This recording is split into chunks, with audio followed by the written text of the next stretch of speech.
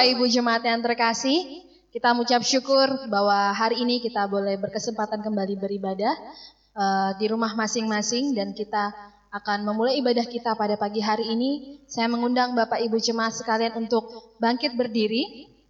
Kita akan membuka ibadah dengan pujian Ku Masuk Ruang Maha Kudus.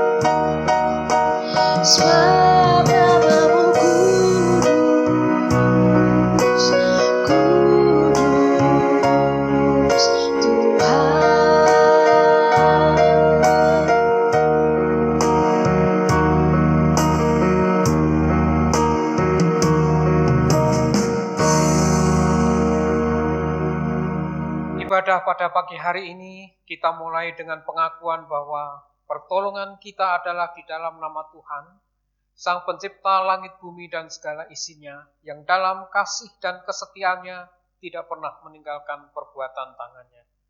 Turunlah atas kita sekalian anugerah dan sejahtera di dalam nama Allah Bapa, Putra dan Roh Kudus, ketiganya yang esa. Amin.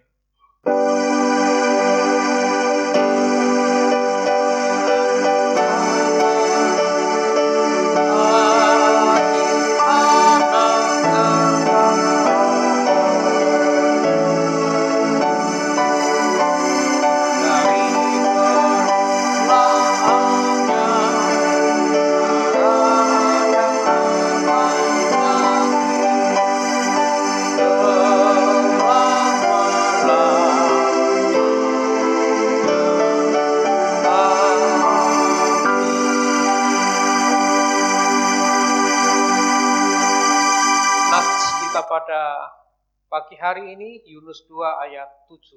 Ketika jiwaku letih lesu di dalam aku, teringatlah aku kepada Tuhan, dan sampailah doaku kepadamu ke dalam bait-Mu yang kudus. Amin.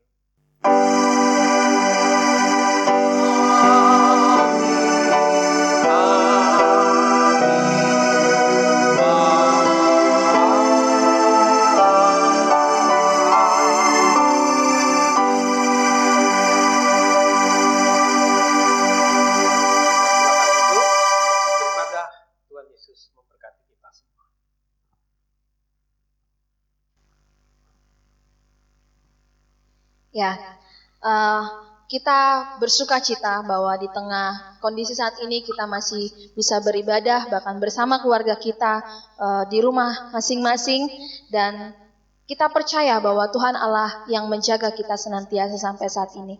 Kita mau naikkan pujian, hatiku percaya, dan kita mau menaikkannya dengan penuh sukacita, bersorak-sorai, bertepuk tangan, bahwa sukacita itu akan kita bagikan bagi orang-orang di sekitar kita.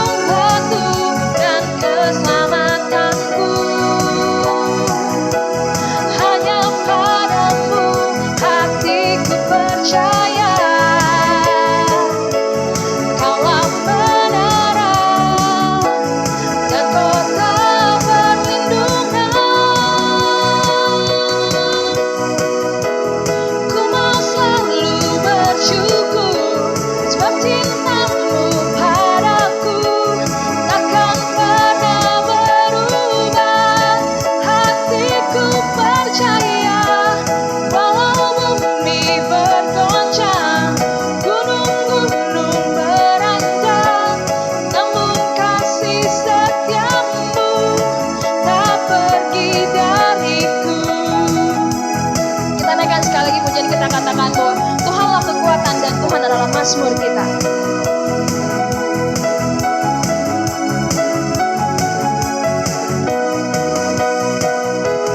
Tuhanlah kekuatan dan mazmurku,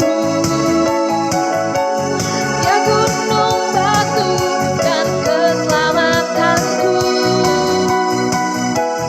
Hanya padamu hatiku percaya.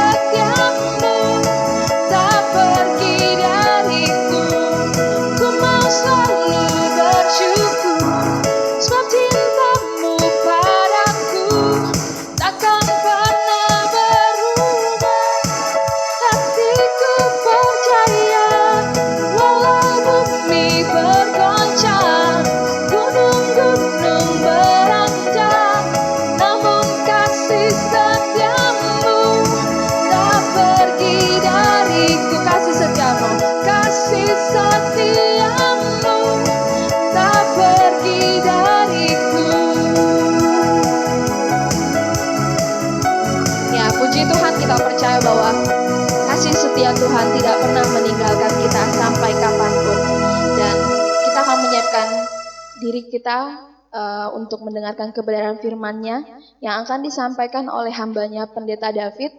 Namun sebelumnya kita akan mempersiapkan hati kita, diri kita untuk menyambut kebenaran firman Tuhan yang akan menguatkan kita, di mana kita akan mengatakan pujian bahwa kita akan terus mengatakan haleluya, kita akan terus bersuka cita, kita tidak perlu takut, kita tidak perlu lari dari kenyataan hidup, namun kita terlalu percaya bahwa ajaib perbuatan Tuhan di dalam kehidupan kita.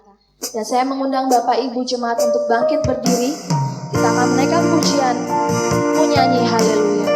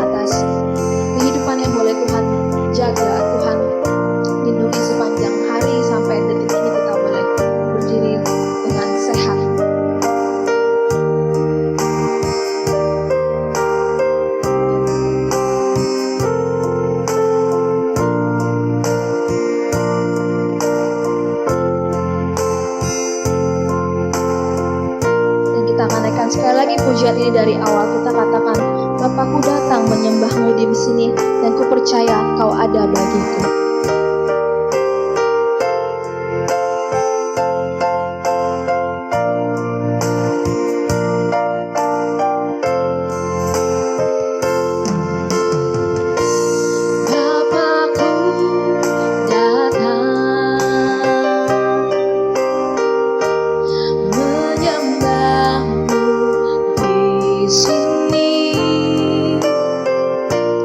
Ku percaya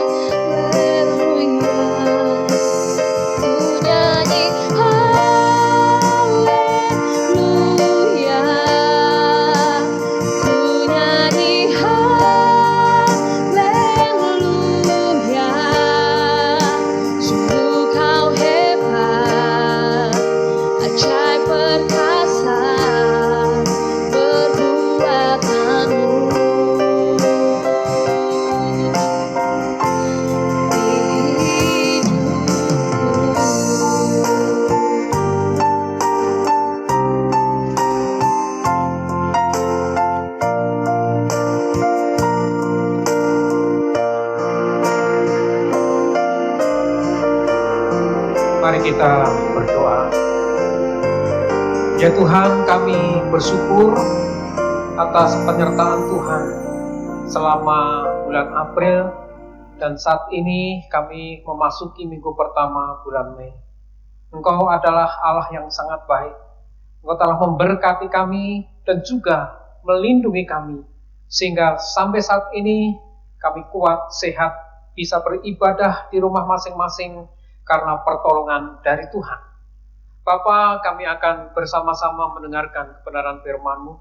Biarlah firman-Mu meneguhkan kami, juga mengingatkan kami sebagai umat Tuhan yang memiliki tugas untuk memberitakan kebenaran firman Tuhan, untuk kami menjadi saksi Tuhan di tengah-tengah bangsa ini. Terima kasih Bapa, di dalam nama Tuhan Yesus Kristus kami sambut firman-Mu. Haleluya. Amin. Bapak, Ibu, dan saudara sekalian, silakan duduk. Shalom. Ya, saya percaya bahwa Bapak, Ibu, dan saudara sekalian dilindungi oleh Tuhan, diberikan kekuatan, kesehatan, sehingga memungkinkan Bapak, Ibu, dan saudara sekalian saat ini kita masih bisa beribadah meskipun di rumah kita masing-masing. Nah, tema yang kita renungkan pada pagi hari ini adalah jangan lari dari kenyataan, bagian yang kedua. Bagian yang pertama kita telah belajar dari kehidupan Nabi Elia ketika menghadapi persoalan, dan hari ini Bapak, Ibu, dan saudara sekalian kita akan belajar dari kehidupan Yunus. Saya percaya bahwa Bapak, Ibu, dan saudara sekalian tahu siapa itu Yunus. Yunus adalah tokoh yang sangat terkenal dan kita mengerti ceritanya. Tapi saya akan membacakan untuk Bapak, Ibu, dan saudara sekalian yang akan kita renungkan Yunus pasal 1 ayat 1 sampai dengan ayat yang ke-9, tapi ayat-ayat yang lain nanti akan saya bacakan juga di dalam khotbah. Yunus pasal 1. Datanglah firman Tuhan kepada Yunus bin Amittai demikian.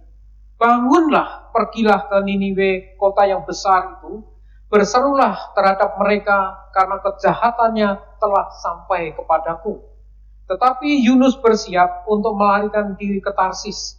Jauh dari hadapan Tuhan, ia pergi ke Yafo dan mendapat di sana sebuah kapal yang akan berangkat ke Tarsis. Ia membayar biaya perjalanannya, lalu naik kapal itu untuk berlayar bersama-sama dengan mereka ke Tarsis, jauh dari hadapan Tuhan. Tetapi Tuhan menurunkan angin ribut ke laut. Lalu terjadilah badai besar, sehingga kapal itu hampir-hampir terpukul hancur. Awak kapal menjadi takut, masing-masing berteriak-teriak kepada Allahnya, dan mereka membuang ke dalam laut segala muatan kapal itu untuk meringankannya. Tetapi Yunus telah turun ke dalam ruang kapal yang paling bawah dan berbaring di situ, lalu tertidur dengan nyenyak. Datanglah nahkoda mendapatkan sambil berkata, "Bagaimana mungkin engkau tidur begitu nyenyak? Bangunlah, berserulah kepada Allahmu, barangkali Allah itu akan mengindahkan kita sehingga kita tidak binasa." Lalu berkatalah mereka satu sama lain, "Marilah kita buang undi, supaya kita mengetahui karena siapa kita ditimpa oleh malapetaka ini." Mereka membuang undi dan Yunuslah yang kena undi. Berkatalah mereka kepadanya, "Beritahukanlah kepada kami karena siapa kita ditimpa oleh malapetaka ini, apa pekerjaanmu dan dari mana engkau datang, apa negerimu, dan dari bangsa manakah engkau?" Sahutnya kepada mereka, "Aku seorang Ibrani, aku takut akan Tuhan, Allah yang empunya langit, yang telah menjadikan lautan dan daratan." Bapak, Ibu, dan saudara sekalian yang dikasihi oleh Tuhan, cerita Yunus ini adalah unik. Ya, semua orang Kristen pasti tahu tentang Yunus, apalagi anak-anak sekolah minggu. Bahkan ada lagunya, Yunus di perut ikan, pom pom pom. Nah, Bapak, Ibu, dan saudara sekalian, ini sebetulnya ya kreativitas dari guru untuk menyanyikan lagu ini. Apakah betul ketika Yunus di perut ikan itu menyanyi? Salah. Ya, ini kreatif tetapi nggak alkitabiah. Yunus di perut ikan tidak menyanyi. Bagaimana mungkin dia bisa menyanyi? Ketika di perut ikan, Yunus itu berdoa. Nah, Yunus diutus Tuhan pergi ke Niniwe untuk menyampaikan berita supaya orang-orang Niniwe bertobat, tetapi Yunus melarikan diri ke Tarsis. Nah, pertanyaannya Bapak Ibu dan Saudara sekalian, mengapa sih Yunus lari ke Tarsis? Ada apa di Niniwe? Dan ada apa di Tarsis? Nah, Niniwe itu merupakan ibu kota Asyur. Asyur adalah negara yang besar, dan Asyur ini merupakan musuh dari Israel. Asyur adalah bangsa yang kuat, dan sewaktu-waktu bisa menyerang Israel. Nah, kalau Yunus ke Asyur memberitakan Injil atau memberitakan berita keselamatan di Niniwe, Yunus tahu pasti Tuhan yang Maha Kasih itu akan menolong orang Niniwe, dan orang Niniwe akan diselamatkan. Yunus tahu tentang itu. Tetapi Yunus itu memiliki pemahaman yang picik tentang keselamatan seperti orang-orang Yahudi lainnya. Bangsa Israel adalah bangsa pilihan, dan keselamatan itu hanya untuk orang Israel. Oleh karena itu, bangsa-bangsa lain tidak berhak untuk menerima keselamatan. Jadi aneh kalau Yunus diutus oleh Tuhan ke bangsa asing, dan bangsa asing itu nanti akan menerima keselamatan. Ini yang pertama. Nah, kemudian yang kedua, mengapa Yunus tidak mau ke Niniwe? Nah, Niniwe adalah satu kota yang sangat besar, dan di dalam kota itu orang-orangnya sangat jahat. Ya, ayat 2 dikatakan, bangunlah, pergilah ke Niniwe, kota yang besar itu, berserulah terhadap mereka, karena kejahatannya telah sampai kepadaku. Ini yang menjadi alasan bagi Yunus, mengapa Yunus tidak mau ke Niniwe. Nah, kota yang besar itu dihuni 120.000 orang yang tidak bisa membedakan antara tangan kanan dengan tangan kiri. Pasal 4 ayat 11 dikatakan, bagaimana aku tidak sayang kepada Niniwe, kota yang besar itu, yang penduduknya lebih dari 120.000 orang, yang semuanya tak tahu membedakan tangan kanan dari tangan kiri dengan ternaknya yang banyak. Nah, memang ini ada beberapa tafsiran, Bapak Ibu dan Saudara sekalian. 120.000 itu ada yang menafsirkan bahwa ini adalah anak-anak di bawah umur, ya, yang belum bisa membedakan antara tangan kanan dengan tangan kiri. Ya. Kalau kita memberikan permen misalnya kepada anak kita, kemudian anak itu menerima dengan tangan kiri, kita bilang apa? Ayo terima dengan tangan manis. Nah, tangan manis itu tangan apa? Tangan kanan. Ya. Nah, waktu saya kecil saya juga tidak bisa membedakan kalau memakai sandal itu terbalik, mana yang kanan, mana yang kiri. Nah, itu tafsiran yang pertama. Maka orang dewasa tidak dihitung. Kemudian tafsiran yang kedua adalah karena tentara-tentara Asyur itu sangat kejam, dan mereka ketika tawanan-tawanan itu ditawan, mereka dibunuh sesukanya. Pakai tangan kanan, pakai tangan kiri. Tidak bisa membedakan. Biasanya kalau orang membunuh itu pakai tangan kanan. Nah, ini merupakan tafsiran para teolog. Ya, pasal 3 ayat 3b dikatakan bahwa Niniwe adalah sebuah kota yang mengagumkan besarnya, 3 hari perjalanan luasnya. Apakah Bapak Ibu dan Saudara sekalian pernah membayangkan semegah apa sih kota Niniwe itu? Sebesar apa kota Niniwe itu? Mungkin tidak, ya. Nah, benteng Niniwe itu, tembok Niniwe itu dibangun, ya, jauhnya itu 100 km. Kita bisa bayangkan. Ya, 100 km itu Jakarta sampai Kota Bumi, sekitar itu. Nah, itu panjang sekali temboknya, dikelilingi tembok, ya, tembok yang kuat. Dan tingginya itu ada penafsir mengatakan 10 sampai 100 meter. Bapak Ibu bisa bayangkan, tinggi tembok itu yang jauhnya 100 km, tingginya, ya, kita nggak usah ambil 100 meter lah, mungkin 40 meter. Wah, itu sangat tinggi sekali. Nah, kemudian lebar tembok itu atau tebal tembok itu 15 meter. Kita bisa bayangkan betapa kokohnya kota Niniwe yang panjang 100 meter itu, kemudian tingginya 40 meter, dan tebalnya itu 15 meter. Dan di atas benteng itu ada 1.500 menara pengintai. Mengapa tembok itu dibuat kokoh?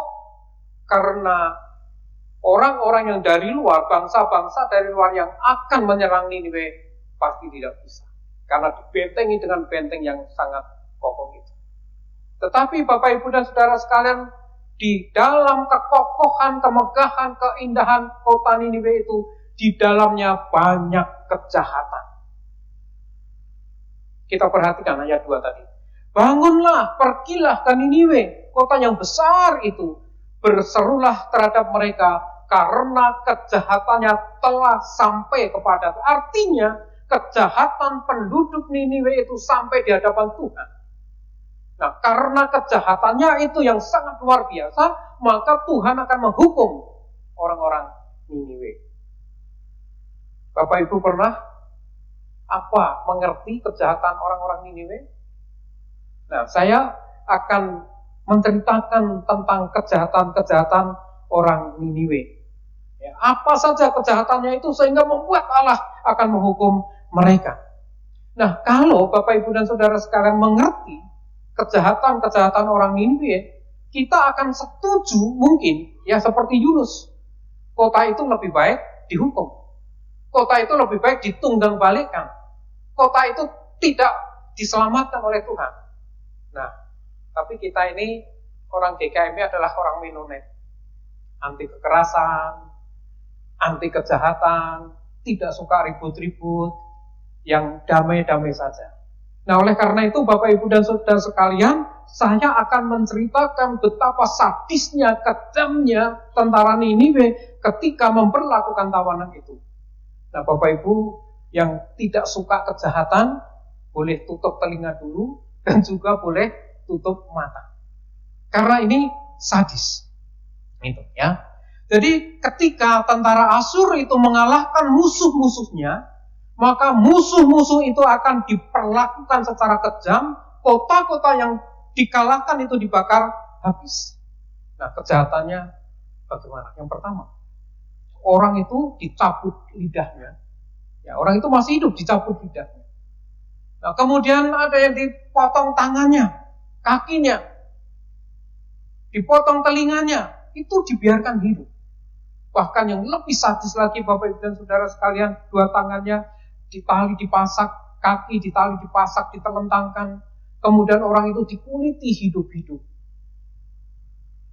Dan dia dibiarkan mati secara pelan-pelan. Ada cara yang lain bagaimana menghukum musuhnya. Dia mengambil bambu runcing, ditusukkan ke perut, kemudian diberdirikan. Dan orang itu dibiarkan mati pelan-pelan. Ibu-ibu yang hamil, perutnya dibedah, kemudian diambil bayinya, dan bayinya diambil, dilemparkan ke tembok. Nah, inilah kesadisan orang-orang Niniwe. Oleh karena itu, wajar kalau Yunus tidak mau ke Niniwe. Karena kejahatannya itu sangat luar biasa. Dan menurut Yunus, bangsa seperti itu tidak pantas untuk diampuni. Bangsa yang jahat itu pantasnya adalah dihukum. Tetapi Tuhan itu mengasihi penduduk Niniwe. Meskipun Yunus lari dari kenyataan. Meskipun Yunus lari ke Tarsis. Nah, Tarsis itu adalah kota yang belum pernah mendengar Injil. Oleh karena itu, kalau Yunus lari ke Tarsis, mungkin dia aman. Karena dia akan memberitakan Injil di Tarsis yang belum pernah mendengar berita tentang itu. Tapi apa yang terjadi Bapak Ibu dan Saudara sekalian ketika Yunus lari ke Tarsis? Ya, ayat 3 dikatakan, tetapi Yunus bersiap untuk melarikan diri ke Tarsis, jauh dari hadapan Tuhan. Nah, perhatikan, ia pergi ke Yafo dan mendapat di sana sebuah kapal yang akan berangkat ke Tarsis.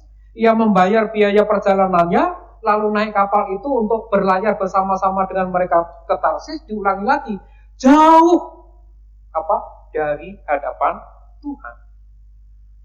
Jadi Tarsis ini sebuah kota di bagian barat daya Spanyol, kira-kira Jauhnya itu 4.000 kilometer dari Israel.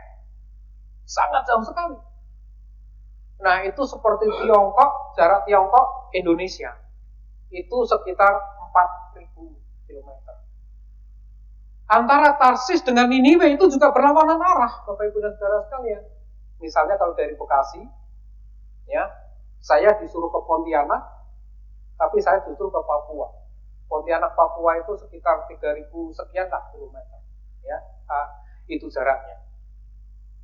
Nah, kenapa Yunus lebih mengasihi orang Tarsis daripada orang-orang Niniwe?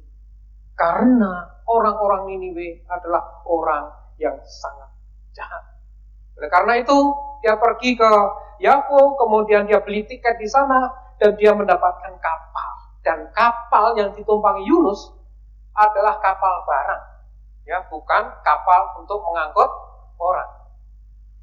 Nah, ayat 4 di sana dikatakan, tetapi Tuhan menurunkan angin ribut ke laut, lalu terjadilah badai besar, sehingga kapal itu hampir terpukul hancur. Nah, jadi Bapak Ibu dan Saudara sekalian, ketika Yunus di dalam kapal itu justru membuat masalah di dalam kapal, dan semua orang yang ada di kapal itu panik, karena tiba-tiba ada angin ribut, ada badai, dan kapalnya hampir pecah. Orang-orang yang ada di kapal, mereka berteriak-teriak. Mereka berdoa kepada Allahnya masing-masing, tetapi keadaan tidak berubah. Nah, yang aneh di sini, Bapak Ibu dan Saudara sekalian, dalam kondisi yang menakutkan itu, Yunus bisa tidur dengan nyenyak. Ayat 5b. Tetapi Yunus telah turun ke dalam ruang kapal yang paling bawah dan berbaring di situ, lalu tertidur dengan nyenyak. Aduh, Bapak Ibu dan Saudara, saya tidak bisa bayangkan di tengah-tengah kepanikan, ketakutan para awak kapal pada waktu itu, tetapi Yunus bisa tidur. Saya sudah terbiasa ke Lampung yang naik kapal. Nah, biasanya ruangan paling bawah itu untuk mobil-mobil yang besar, pengangkut barang, kontainer, truk, bis juga di bawah. Dan paling bawah itu, dek paling bawah, itu tidak ada tempat tidur, bau di sana, sempit, gitu ya. Nah, kalau ada orang mau tidur di situ bisa, tetapi harus di sela-sela mobil-mobil yang besar itu. Dan ini bahaya. Kalau ada ombak yang besar, mobil-mobil itu bisa berbenturan, dan orang yang tidur di situ bisa mati. Tetapi Yunus dengan tenangnya, dengan santainya, dia tidak peduli terhadap orang-orang lain. Orang-orang lain yang panik, barang-barang dibuang ke lautan, supaya muatannya menjadi ringan. Tetapi nggak ada perubahan. Yunus bisa tidur dengannya. Lalu ayat 6 dikatakan, datanglah nakoda mendapatkannya sambil berkata, bagaimana mungkin engkau tidur begitu nyenyak? Bangunlah, berserulah kepada Allahmu. Barangkali Allah itu akan mengindahkan kita sehingga kita tidak binasa. Jadi orang-orang yang berada di kapal itu, mereka sudah berdoa kepada Allahnya masing-masing, tetapi Allahnya tidak menjawab. Nah, maka nakoda itu menyuruh Yunus, siapa tahu Allahmu bisa melepaskan dari segala malapetaka ini. Ayat 7, lalu berkatalah mereka satu sama lain, marilah kita buang undi, supaya kita mengetahui karena siapa kita ditimpa oleh malapetaka ini. Nah, kemudian ini sudah menjadi kebiasaan Bapak Ibu orang-orang zaman dulu, kalau ada musibah, ada masalah itu pasti ada penyebabnya. Dan mereka membuang undi. Dan ternyata undi itu jatuh ke siapa? Yunus. Nah, berarti penyebabnya malapetaka itu adalah Yunus. Ayat 8 dikatakan, beritahukan kepada kami, karena siapa kita ditimpa oleh malapetaka ini, apa pekerjaanmu, dan dari mana engkau datang, apa negerimu, dan dari bangsa manakah engkau. Perhatikan baik-baik ayat 8 jawaban Yunus ini Bapak Ibu. Ayat 9, ya. Perhatikan ayat 9, jawaban Yunus. Aku seorang Ibrani. Perhatikan kata, aku takut akan Tuhan, Allah yang empunya langit telah menjadikan lautan dan daratan. Sautnya pada mereka, angkatlah aku, campakkan aku ke dalam laut, maka laut akan menjadi reda dan tidak menyerang kamu lagi, sebab aku tahu bahwa karena akulah badai besar ini menyerang kamu. Bapak Ibu mendengar jawaban Yunus ini bagaimana? Dia santai saja dan dia mengatakan, aku seorang Ibrani yang takut kepada Tuhan. Coba, apakah benar Yunus itu takut kepada Tuhan? Oh tidak. Kalau Yunus itu takut kepada Tuhan, pasti dia tidak ke Tarsis. Kalau Yunus itu takut kepada Tuhan, Yunus menjalankan misinya, pergi ke Niniwe, supaya orang-orang Niniwe itu bisa selamat. Jadi ini hanya alasan, aku orang yang takut kepada Tuhan. Bapak, Ibu, dan Saudara sekalian, apakah takut kepada Tuhan? Iya. Apakah Bapak, Ibu, dan Saudara mengasihi Tuhan? Jawabnya pasti iya. Nah, apa ciri-ciri orang yang takut kepada Tuhan? Secara sederhana, bahwa orang yang takut kepada Tuhan itu dia menjalankan perintahnya. Dia taat kepada Tuhan. Nah, itu ciri-ciri orang yang takut kepada Tuhan. Mau menjalankan perintah Tuhan. Tetapi Yunus tidak mau menjalankan perintah Tuhan ini. Apakah Bapak, Ibu, dan Saudara sekalian menjalankan perintah Tuhan? Nah, apakah Bapak, Ibu, dan Saudara sekalian mengerti maksud Tuhan?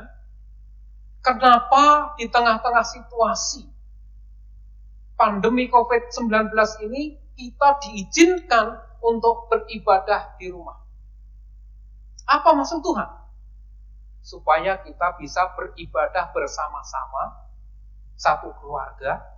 Kita bisa beribadah bersama-sama satu keluarga, dan kita bisa berdoa bersama-sama satu keluarga, dan supaya kita tidak terlambat di dalam ibadah.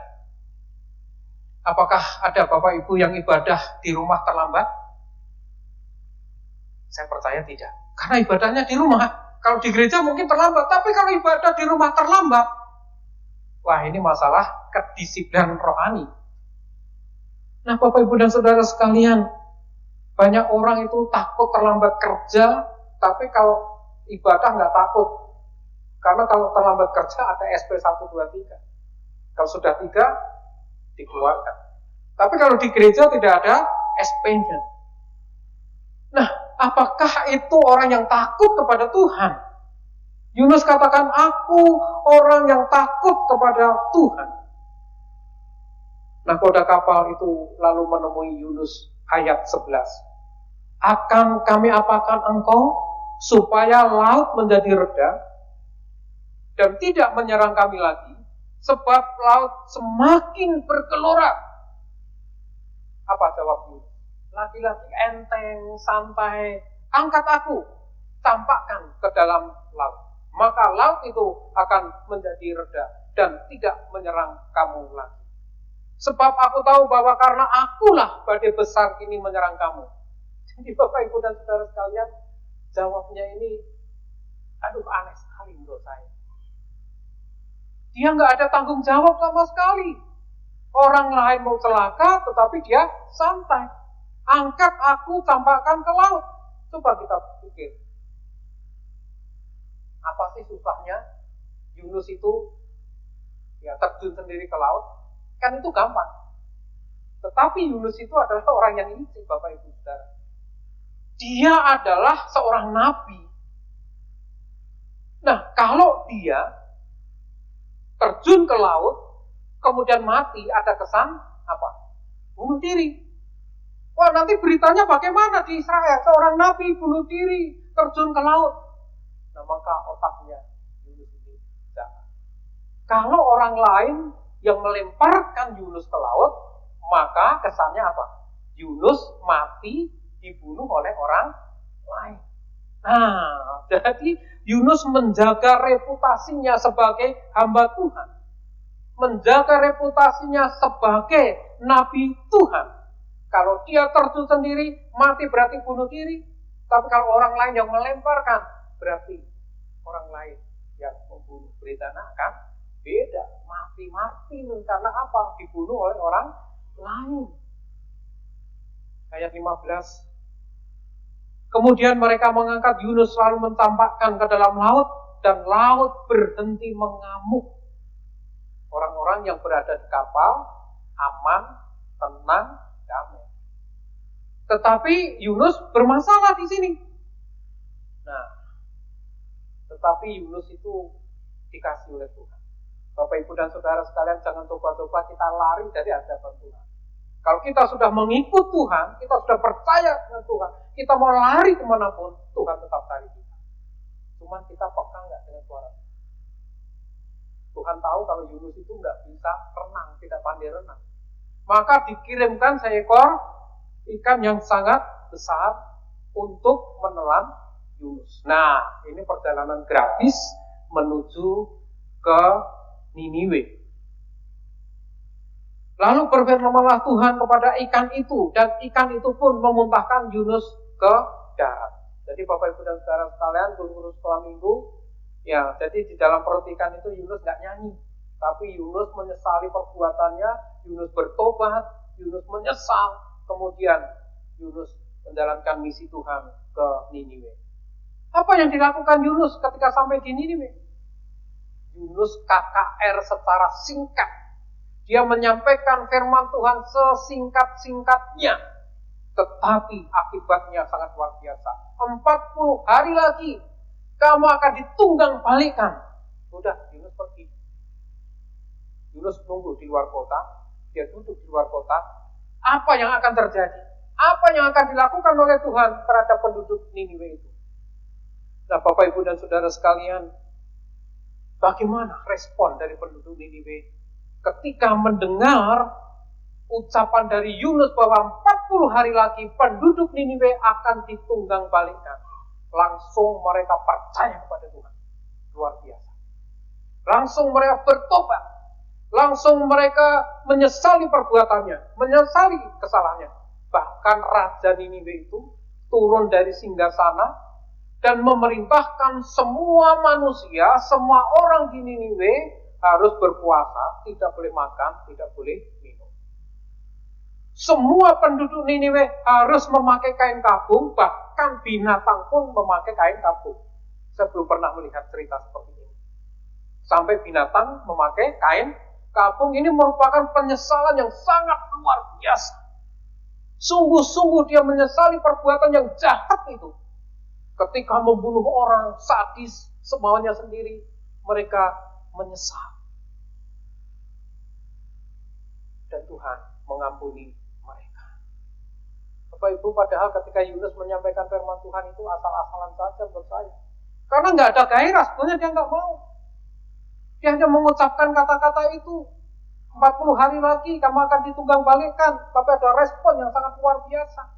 Jadi pertobatan itu bukan karena manusia yang menyampaikan firman. Pertobatan adalah karya dari Tuhan. Tuhan yang menggerakkan. Coba bayangkan. 120.000 orang bertobat. Saya belum pernah melihat KKR, hamba Tuhan yang hebat. Ya, mungkin itu Billy Graham, Benny Hinn. Petrus pun ketika KKR, dia menyampaikan firman Tuhan pada hari Pentakosta, berapa yang bertobat? 3.000. Tetapi Yunus 120.000 orang bertobat. Ini sangat luar biasa. Nah, apakah ketika orang-orang Niniwe itu bertobat, Yunus senang? Yunus bersuka cita? Tidak. Mestinya kalau kita menginjili orang, kita memberitakan berita sukacita kepada orang, kemudian orang itu bertobat menerima Tuhan Yesus, waduh, kita sukacita sekali. Satu orang bertobat, malaikat di surga bersukacita. Tetapi Yunus justru dia marah, dia jengkel. Orang bertobat, tetapi Yunus marah. Tetapi hal itu sangat mengesalkan hati Yunus, lalu marahlah ia. Aneh. Ini memang nabi yang unik, Bapak, Ibu, dan Saudara sekalian. Bapak, Ibu masih ingat kasus 98? Kejadian yang sangat mengerikan di Indonesia. Ya. Terjadi pembunuhan, terjadi penjarahan di mana-mana. terjadi pemerkosaan, kemudian gereja-gereja dibakar. Apakah pelaku-pelaku itu yang memperkosa, yang menjarah, membakar gereja, melakukan kejahatan, pantas diselamatkan oleh Tuhan, pantas diampuni oleh Tuhan? Bagaimana? Mungkin pantas menurut kita. Nah, bagaimana kalau yang dijarah itu adalah tokoh kita, yang diperkosa adalah keluarga kita, yang dibunuh keluarga kita, yang dibakar gereja kita? Apakah kita tetap berdoa supaya dia diampuni oleh Tuhan? Sulit rasanya. Seperti Yunus, orang semacam itu sangat sulit untuk diampuni oleh Tuhan. Maunya orang yang berbuat seperti itu dihukum oleh Tuhan, dimusnahkan dari muka bumi. Karena orang-orang semacam itu tidak pantas untuk diampuni. Bapak, Ibu, dan saudara sekalian, bulan Mei merupakan bulan misi. Tuhan memberikan tugas kepada kita untuk memberitakan kabar sukacita. Seperti Yunus diutus oleh Tuhan ke Niniwe. Kita juga diutus oleh Tuhan di mana kita berada. Di lingkungan masyarakat kita berada. Kita punya misi itu. Apakah kita mau menjalankan atau kita tetap diam saja tidak mau menjalankan misi itu?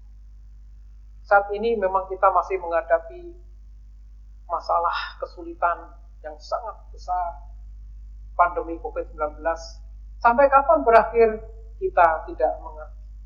Saya percaya Bapak, Ibu, dan saudara sekalian, Tuhan punya rencana di tengah-tengah pandemi COVID-19 ini. Mungkin dulu ketika kondisinya normal, kondisi baik, kita menyia-nyiakan kesempatan untuk ibadah.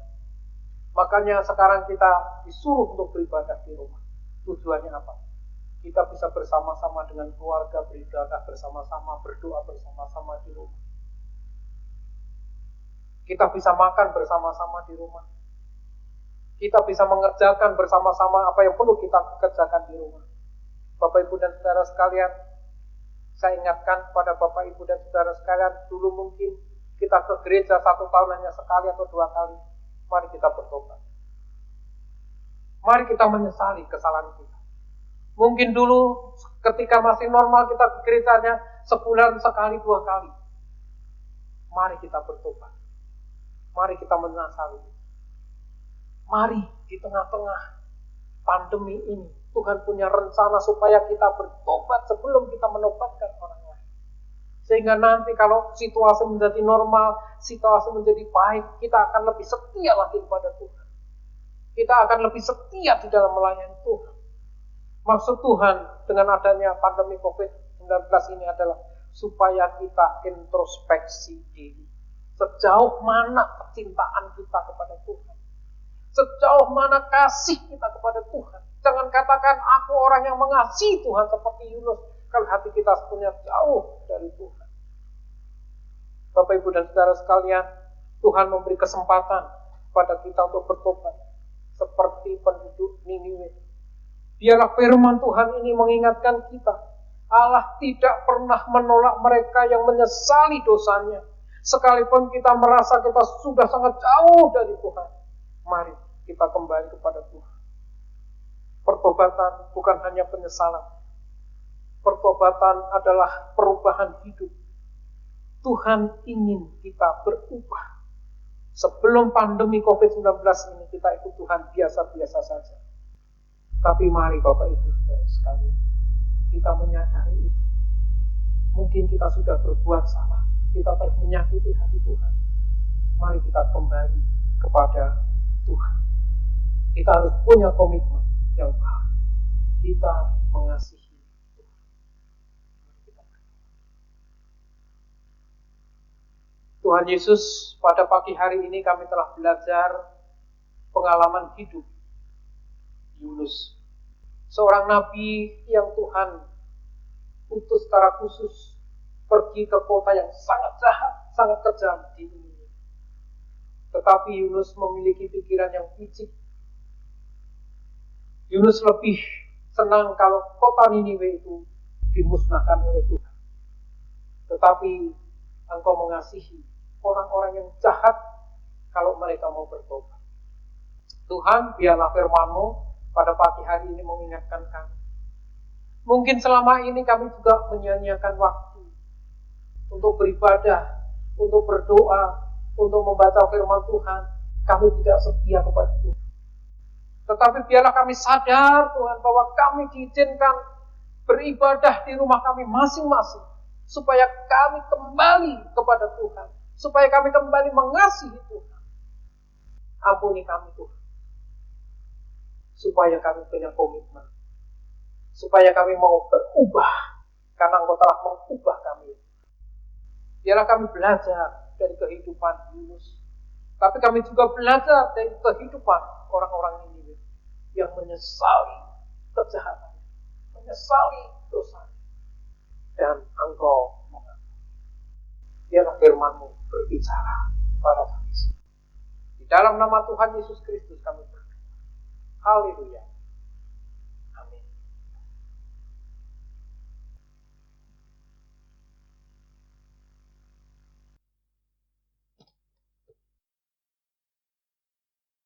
Terima kasih untuk Pendeta David atas firman Tuhan yang sudah disampaikan kepada kita semua pagi hari ini. Dan kita akan mempersiapkan diri kita untuk menaikkan pokok-pokok doa syafaat kita yang akan dilayani oleh Bapak Romel. Namun sebelumnya, marilah kita menaikkan pujian kita dan kita berkata bahwa hanyalah Allah kita yang akan menjadi sumber kekuatan bagi kita. Puji-pujian rohani nomor 3, tolong hamba-Mu ya Allah.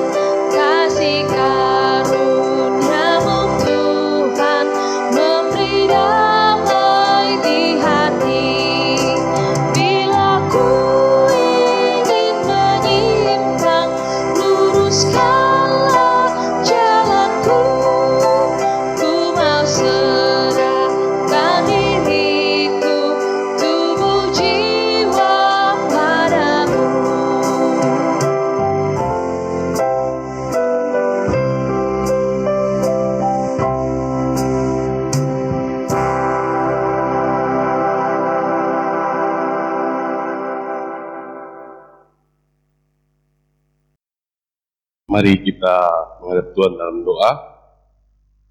Kita berdoa. Bapa kami yang ada dalam surga, Bapa yang kami muliakan di dalam nama anak-Mu Yesus Kristus, Tuhan dan Juru Selamat kami. Kami mengucap syukur Tuhan atas pagi yang indah ini Tuhan.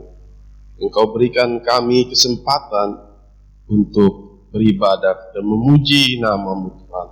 Meskipun saat ini kami beribadah melalui dari rumah kami masing-masing, Bapa di dalam surga, Kami mengangkat doa-doa syafaat kami ini Tuhan.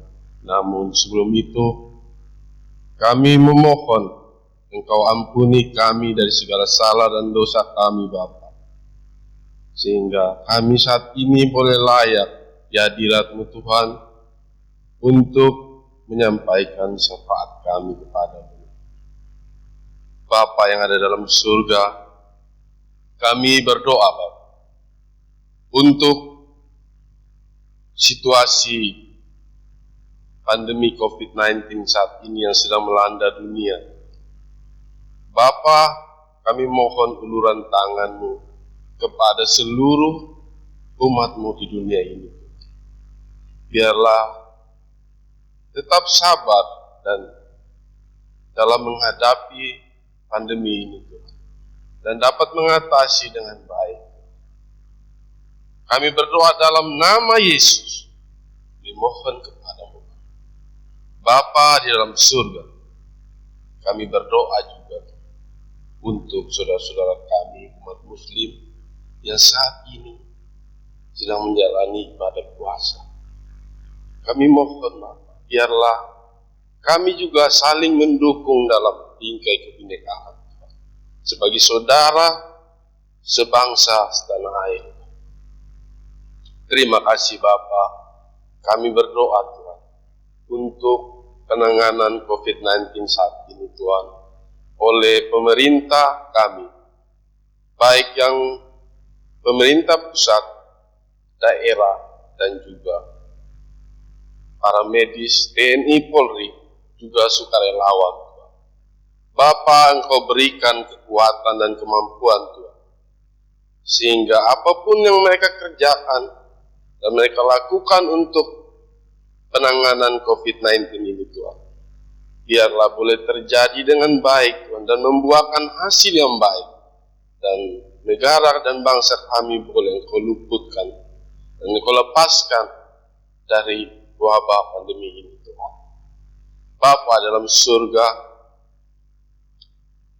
kepada-Mu kami memohon Tuhan untuk para masyarakat yang saat ini juga terdampak secara ekonomi Tuhan. Bapa di dalam surga, kami mohon uluran tangan-Mu pada para masyarakat yang mengalami kesulitan ekonomi.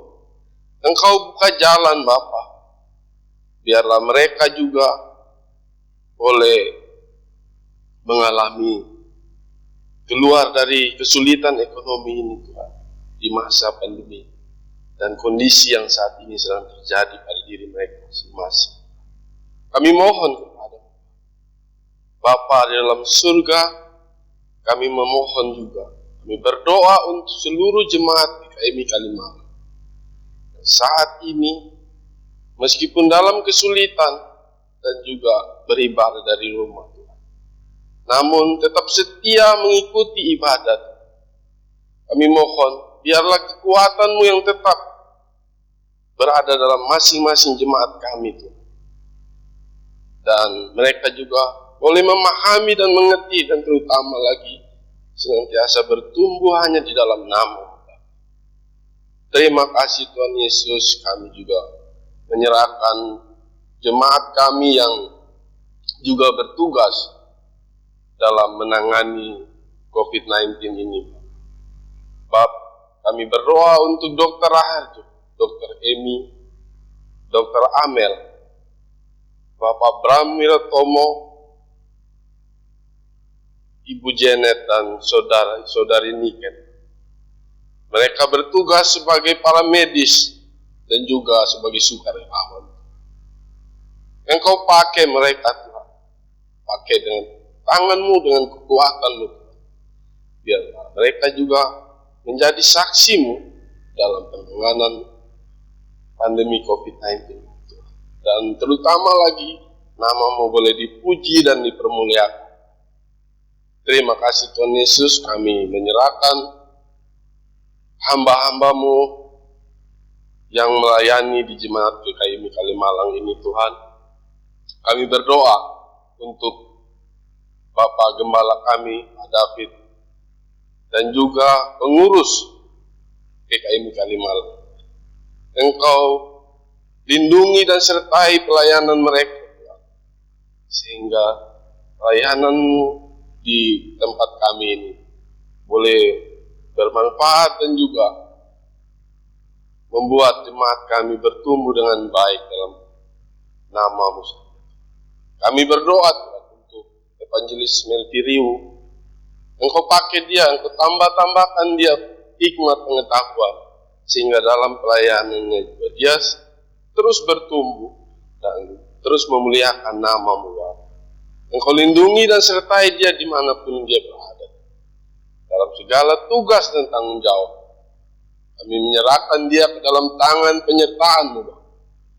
Juga Bapak, kami berdoa untuk Bapak Gembala Jemaat Kelapa Gading, Bapak Pendeta Edi, dan juga Majelis Kelapa Gading.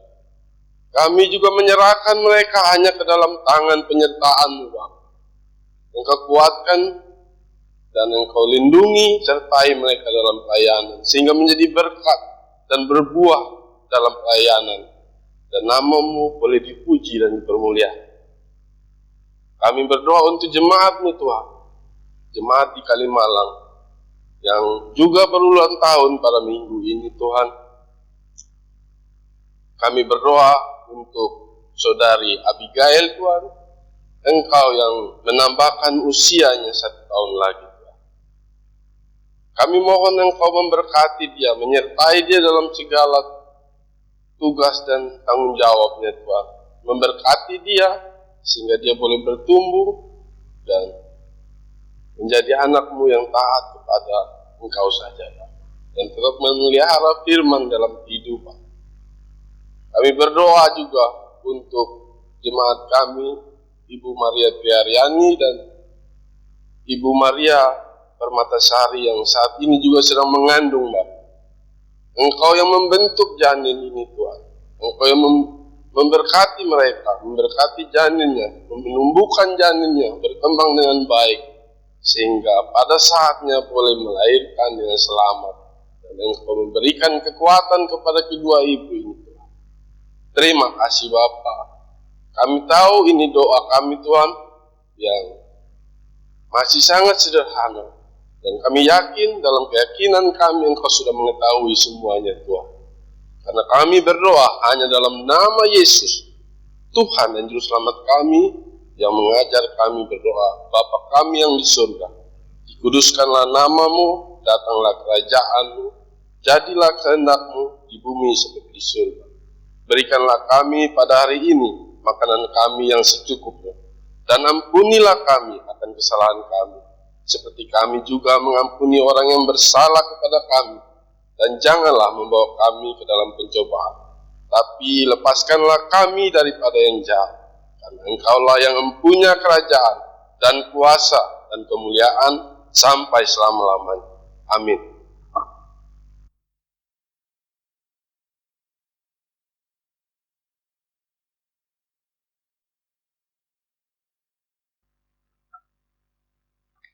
Puji nama Tuhan, kita sudah berada di penghujung ibadah kita pada pagi hari ini, dan biarlah kita boleh menjadi pribadi-pribadi yang menjadi saksi-saksi Tuhan di dalam kehidupan kita dimanapun Tuhan menempatkan kita.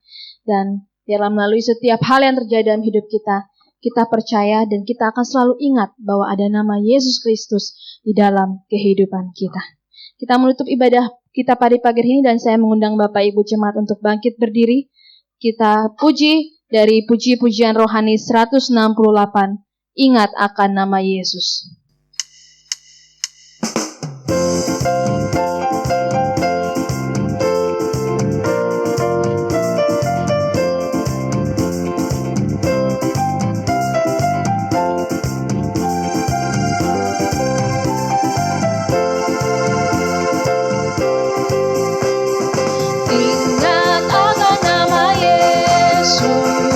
Kau yang susah tertekan,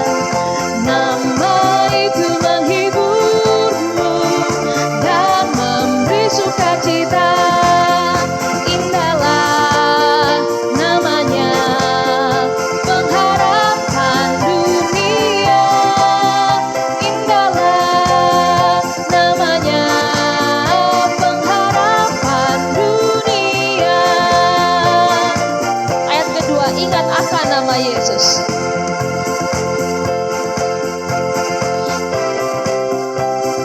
Ingat akan nama Yesus sebagai perisai yang teguh.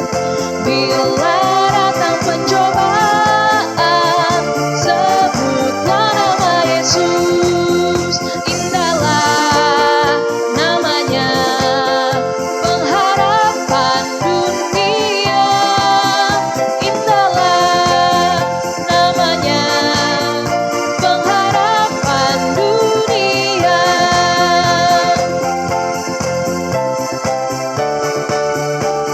Sungguh agung nama Yesus, sukacita hatiku, karena ku telah ditebusnya, ku beritakan kasih-Nya.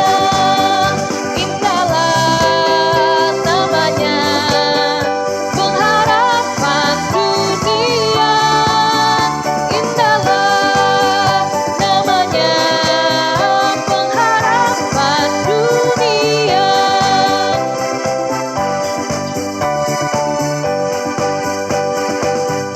Aku dengar namanya, ku sujud dan menyembah. Dia Tuhan Raja surga, kini dan selamanya. Indahlah namanya, pengharapan dunia. Indahlah namanya, pengharapan dunia.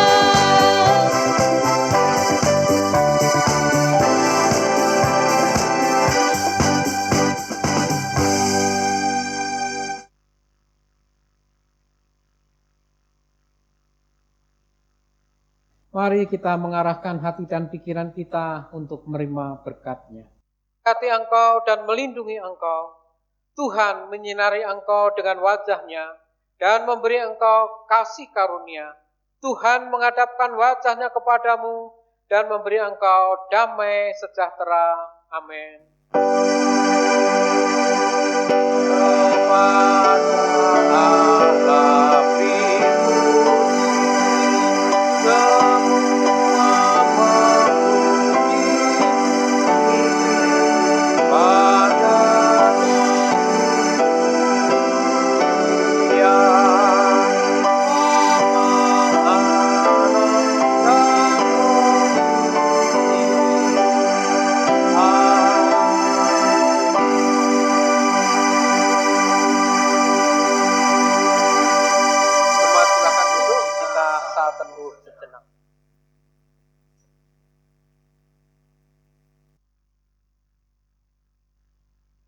Bapak, Ibu, dan saudara-saudara sekalian, mari kita dukung peraturan pemerintah, bekerja dari rumah, beribadah dari rumah, belajar dari rumah, jangan mudik, jangan kemana-mana, di rumah aja. Kalau Bapak, Ibu, dan saudara sekalian terpaksa harus keluar, menggunakan masker. Tuhan Yesus memberkati.